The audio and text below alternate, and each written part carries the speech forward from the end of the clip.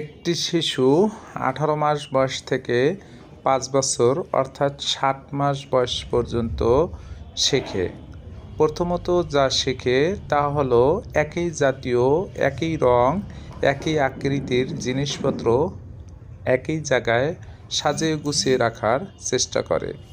দ্বিতীয়ত হলো ব্লক একে অপরের উপর সাজানোর চেষ্টা করে। তৃতীয়ত হলো সে বই গুছিয়ে রাখার চেষ্টা করে। চতুর্থ হলো সে সামান্য কিছু নির্দেশনা যেমন জুতো পরো বা জুতো গুছিয়ে রেখে রাখার চেষ্টা করে। তৃতীয়ত হলো তার পড়ার যে সামগ্রী সেগুলো টেবিলে গুছিয়ে রাখার চেষ্টা করে।